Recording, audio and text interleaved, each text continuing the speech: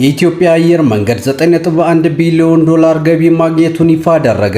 በበጀት ዓመቱ 20.7 ሚሊዮን ደንበኞችን አጓጉዟል። የኢትዮጵያ አየር መንገድ የ2025-2026 በጀት ዓመት የሥራ ክንውን ሪፖርቱን ዛሬ አቅርቧል።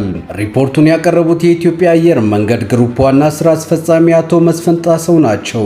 አቶ መስፍን በበጀት ዓመቱ የኢትዮጵያ አየር መንገድ ብዙ የሰራበትና የተንቀሳቀሰበት ጥሩ ዓመት ነው ብለዋል። በተለይም የመጀመሪያዎቹ ሩብ ዓመታት አመቺ የሥራ ጊዜ ነበሩ ያሉ ሲሆን በበጀት ዓመቱ ማጠናቀቂያ አካባቢ በገልፍ ሀገራት የተፈጠረው ችግር የተወሰነ ተጽዕኖ ቢፈጥርም በአጠቃላይ ጥሩ ዓመት ነበር በማለት አክለዋል። በበጀት ዓመቱ 4 አዳዲስ ዓለም አቀፍ መዳረሻዎችን በመጨመር ዓለም አቀፍ የመዳረሻ ቁጥር ወደ 150 ከፍ ማድረጉን፣ የሀገር ውስጥ መዳረሻዎችን ብዛት ከ22 ወደ 25 ከፍ ማድረግ መቻሉን አብራርተዋል።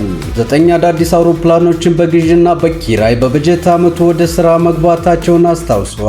በዓመቱ የተደረጉ በረራዎች በሰዓት ሲታዩ ከነበረው በጀት ዓመት 8 በመቶ እድገት እንዳለው፣ ይህም ከዕቅዱ 96 በመቶ መሆኑን እንዲሁም 20.7 ሚሊዮን ደንበኞች መጓጓዛቸውንና ይህም ካለፈው በጀት ዓመት ጋር ሲነጻጸር 10 በመቶ እድገት ቢኖረውም ከዕቅዱ አንጻር 98 በመቶ መሆኑን ጠቅሰዋል።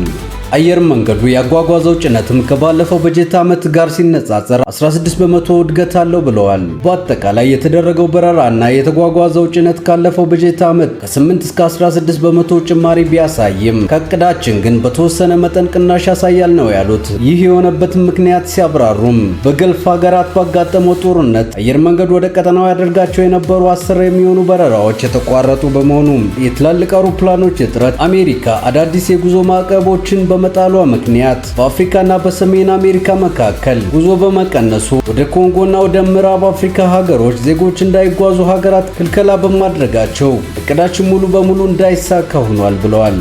አየር መንገዱ በበጀት ዓመቱ 9.1 ቢሊዮን ዶላር ገቢ ማግኘቱን አቶ መስፍን ጠቅሰዋል።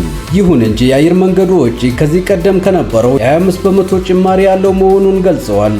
ይህም በገልፍ ሀገራት ጦርነት ሳቢያ የነዳጅ ዋጋ በከፍተኛ ሁኔታ በመጨመሩ ምክንያት መሆኑን ተናግረዋል።